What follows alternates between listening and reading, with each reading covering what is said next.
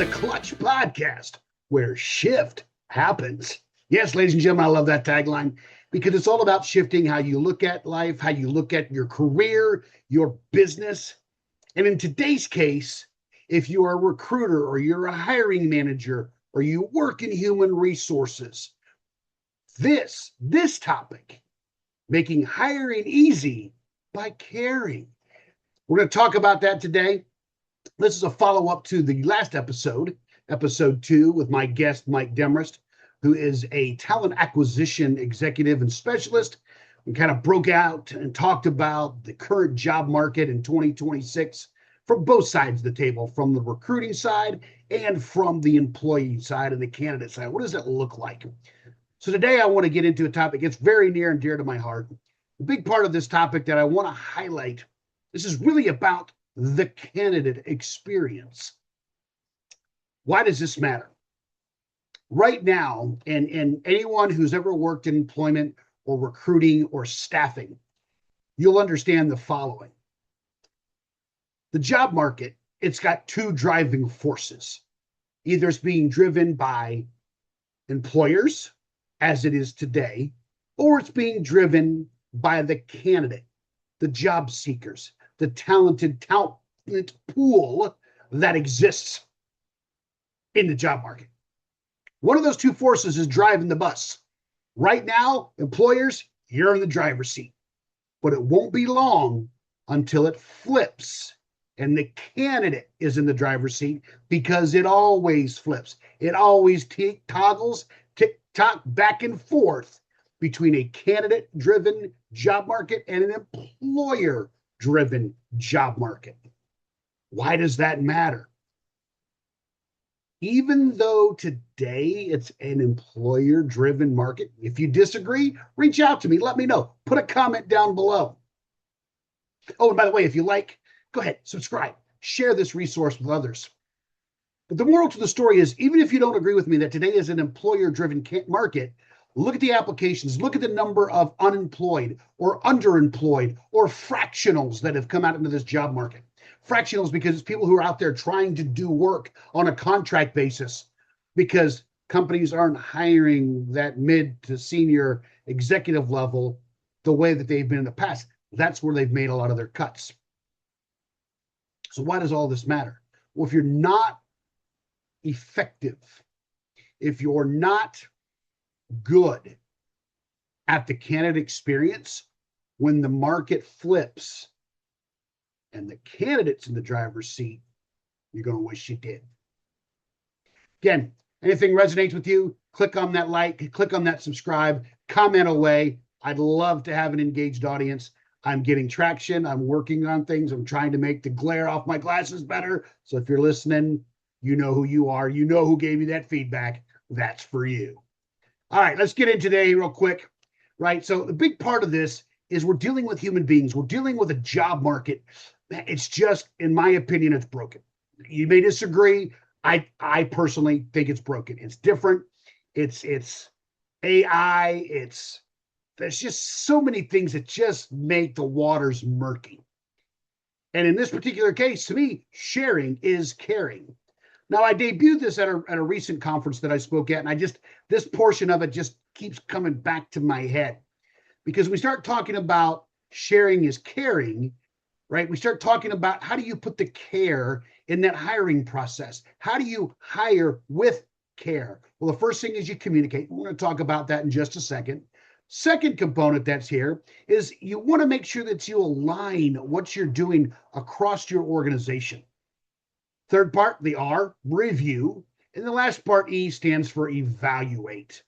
So one of the things that I want to really get into and dive into are these 4 core principles that make up a model that I think is easy. It's like, I don't know, put Captain Obvious here, right? No, I didn't stay with hotels.com or whatever. And no, they're not a sponsor, although you can sign up. I'll play Captain Obvious again. But I think this care model, it matters. So let's dive straight into it. So what does the communicate mean? So when we get into the C and that communicate, the bullets that are out here, one, if you're a hiring, and there's nothing that requires it, some states do. I happen to be in a state that doesn't. Trying to work on that.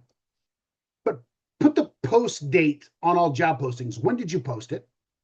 And then moreover, when do you anticipate closing it, the search, the job post, or fill it? You're like, well, but I don't want to, I want to kind of keep it open. Well, then put until filled. So what date did the job get posted? And I've talked about this last season when I was about a year ago. Still not any different. Still not any when I look at job postings that are out there in the job market.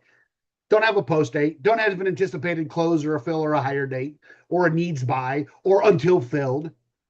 Right? I think also too would be helpful if you list, are there any internal candidate considerations? Simply yes or no. That really helps your candidate pool understand how much energy do they want to exert. Again, I'm really putting this through the lens of trying to say, hey, Mr. or Mrs. Employer, Mr. or Mrs. Recruiter, Talent Acquisition Specialist, Staffing Agency, do some of these things because candidates who are applying, and I've seen this, oh my gosh, it makes me woosah, woosah, 1, 2, 3. It makes me stressed and perplexed because so many people are trying to get to work. And right now, the hoops they're having to jump through are crazy. So if you've got internal candidates in consideration for the role, then just put that, are internal candidates being considered? Yes or no? And if the juice is worth the squeeze and it's a position that a candidate wants to apply for, then they'll go through it. If it's not, then don't. Oh, and by the way, once you list that, do everyone a favor and list the salary. How much, what's the range, the low and the high or the median, and make them figure it out. Don't just put, oh, commensurate with experience.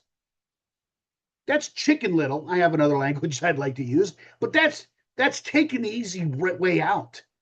Put it. Why? Because people have to live. If people are trying to get back on their feet or trying to do what they need to do and take care of their families, and you're making them jump through 4, 5, 6, 7, 8, 9, 10 interviews, plus a project. Oh, yes, it's happening, ladies and gentlemen, and it's brutal, and it shouldn't be happening. Post the salary so people know what your comp is for that role. I'm an HR guy. I ran employment. I get it, right? But nothing is more frustrating on the candidate side. And I know the other flip of the table. Oh, guess what? I saved the company so much money because, oh, I posted at this range, but we're only hiring them at that range. You're going to pay for that no matter what. You get what you pay for in a job market. What do you mean you get what you pay for? Yeah. So you may have a position and you may have a budget of $175,000 and you come in and you get them. Oh, I got it for $125,000. What good does that do you? Oh, yeah, you saved the company $50,000.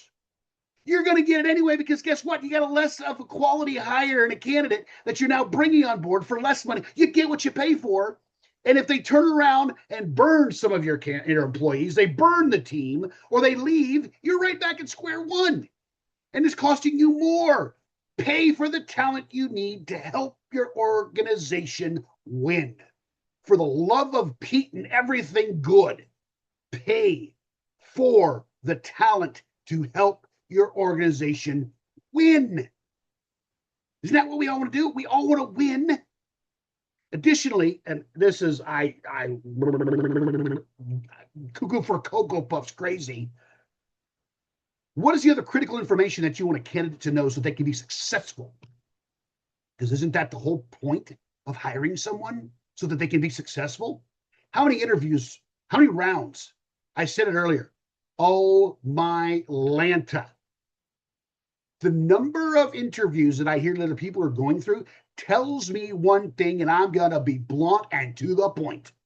You listening, Mr. or Mrs. Hiring Manager, Staffing Agency, Recruiter, if you don't communicate up front what you're doing and you take somebody through 6 rounds for an entry-level position, I'm sorry, I'm going to call it out. You don't know what the heck you're looking for, and I'm going to tell you straight up, too legit to quit. MC Hammer, that is what I pray. You don't know what you're doing. You have no clue. You've not been trained. You've not been developed. Shame on your employer. Shame on your staffing agency, because there's no reason an interview process for an entry level should take 6 interviews. You're wasting your time and theirs. You need someone in the seat. Figure it out and do the homework. Wait a minute. If that's the C, then what's the A? The A stands for align. Make sure that your HR VPs, your business partners, your recruiters, your talent, whoever's, they're all on the same page, right?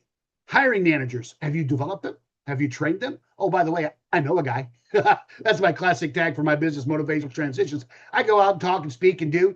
I don't want people to say, hey, I know a guy that can help.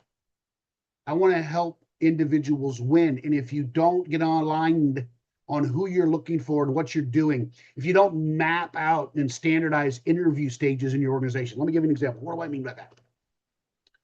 If you've got an executive position, all right, we'll call it a VP and up, right? Senior leader, VP and up. What is your interview process for them? What's your interview process for a mid-manager? What's your interview process for an individual contributor or that entry-level role? They should be similar but different. You should match the level of involvement to the level of impact on your organization. Let me repeat that. Your interview process should match and meet the level of need of interviews based upon the level of the position. You want to know more from an executive leader than an individual contributor. Do not make someone who's coming fresh out of college with minimal experience, minimal life experiences, go through a gaggle of interviews. You're going to frustrate them. What are you doing? Right? If you haven't done a candidate success profile, you already don't know what you want. And if you have more than one person, the hiring manager and a talent acquisition specialist, and oh, heaven forbid, we're going to make them go through this person. If they're not all aligned on what people are looking for, your organization, your values, your culture, you're wasting your time and you're wasting the candidate's time, because then you align interview questions. Oh, novel concept, shocking. Oh, you align your interview questions to match your candidate success profile. If you want someone who is a team player, then you better be asking specific questions about what role do they play in a team. And give me an example of when you maybe had to play a different role than the role that you were accustomed to. And or like, what would members of your team say has been your greatest contribution to their success? See, those are behavioral interview questions that are tied specifically to if that is a something that is needed in that role on the candidate success profile, then you measure it, you define it, you measure it so you can manage it. You need to use a 9 box to help you determine where it goes. Hey, we really want, these are the really 2 top needs of this position. Where do all these candidates rank? If you don't know what a 9 box is, oh, that can be another topic. Look it up, AI, Google it, don't care, but it's a way to help you make decision. And then, do you have any skill testing, or are there any assessments that you can run purposefully to make sure that when people use AI to do their job applications, their resumes, and I'm speaking like this because now we're robotic. Now everybody looks vanilla. Everybody looks the same. But you better test it, because SHRM came out this March 2026 with the term skill fishing. And that is basically, I'm putting it all out there. Instead of catfishing for a date, it's skill fishing. I can do this, I can do that. Never having done it before in their life with their resume. Everything was great. Their interview questions were prepared wonderfully, but the actual skill to be able to do it falls short, falls flat.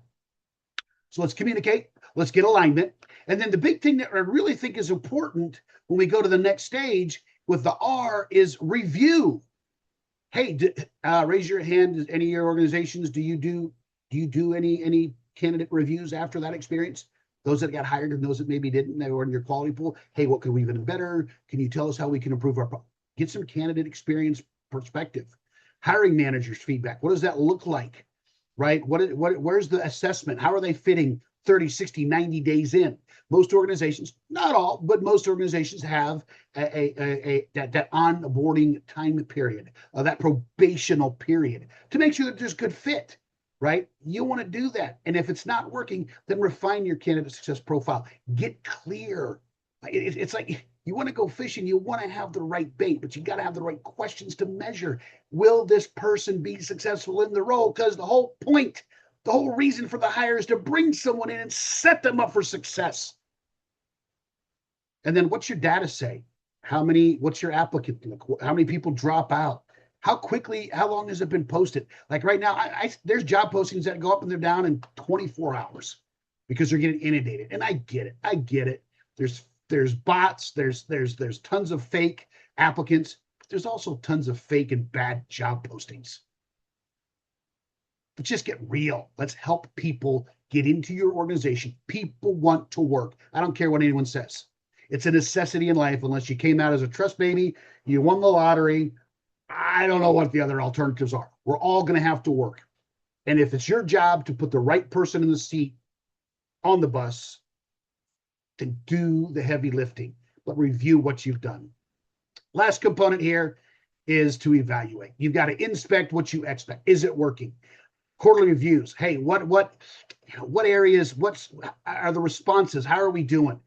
You got to do a strategic assessment of your efforts. Do we have the right people being retained? Have we asked at 30, 60, 90 days, what could we have done better to help you be successful? What are you doing to literally set people up to succeed and to win? What's working, what's not? Hey, what's a post-mortem on hires? Hey, this went really well. Get your best practices in your organization captured and then repeat them. But if you never evaluate because you're like, oh my gosh, we have so many applicants, we're so busy, I can't help you. You got to make your hiring a priority, which again, for hiring managers, if you're listening to this and you participate in hiring, if you're working to fill a position of need in your team, I beg you, I implore of you, make sure that your hiring manager permits you to make that hiring phase, one of your top 1 to 2 strategic priorities. It has to take that type of precedent, that type of focus to get it done right. So again, communicate, align, review, and evaluate. Simple. If you'd like to know more, love to go deeper, love to share more. Why does this matter? And why have I kept that sharing is caring throughout the theme of this show? Maya Angelou said it best. I've learned that people will forget what you said. People will forget what you did, but people will never forget how you made them feel. A candidate can tell you pretty plainly if you made them feel like a human being or just a number. It is genuinely my hope, ladies and gentlemen, that today has been impactful for you. This has been a Clutch topic. My name is Ron Klinger. I'm the host of the Clutch Podcast. I'm also the CEO and founder of Motivational Transitions. You can learn more at motivationaltransitions.com. Look me up on LinkedIn. Don't care, want to connect, want to help. I'm here to serve. That's what brings me to the airwaves. That's what brings me to the Clutch Podcast, where shift happens. And I hope today has been a helpful topic for you. Real quick, I want to give you a preview of something to come. I'm working on a project that I'm really excited about. If you've got ideas, if you've got thoughts, if you've got something that fits the following, put it in the comments. And again, if today was beneficial, please share it. Share it with others. Make sure you subscribe so that you can stay up to date. I would love, love, love your subscription so that you can stay dialed in if you feel that the Clutch Podcast is helpful to you. Helps me help you. Help me help you by subscribing. But what's coming forward, I'm really, really excited. This was a Clutch topic. I'm doing what I'm calling a Clutch Careers series. And it's going to be spattered in with a couple other different interviews and other Clutch topics. So I've got a Clutch interview. I've got a Clutch topic, which is just me, a monologue, talking to you here on the Clutch Podcast. And then I'm going to do interviews on some Clutch careers. I think in this day and age with the technology, there's no reason why I can't capture people who are the best or are doing great things in their chosen career to help people who are searching for work. It could be a recent college graduate. It could be a career transition. It could be a high school student trying to figure out who they want to be when they grow up. Don't care. But I'm going to build a video record of as many professions that are up and coming, that are hot, that are not impacted by AI, or that utilize AI in a way, and that is something that you're drawn or attracted to. Why? Because that is what I'm called to do. I think that people trying to find their way today, amidst all the information overload that they can have, I want to be able to provide quality information, consistent interviews that discusses the day in the life of insert career here. So I'm looking forward to that. I've got a couple key interviews that'll be coming up that I'll tell you more once I get them locked in on the planning calendar. But again, grateful for your time. Thank you for listening in today. I hope that you truly took something away. If nothing more than even as a candidate to say, hey, that's a good company. They care because they've communicated. They're obviously aligned. They're reviewing and evaluating what they're doing in their hiring process. I did this just as much for you, candidate, and those of you out there looking for work as I did to hopefully help and be of support and a resource to those doing the hiring. Thank you for listening. This has been the third edition of season 2 of the Clutch Podcast. I'm your host, Ron Klinger. Thank you for dialing in and listening in today. And until next time, see ya.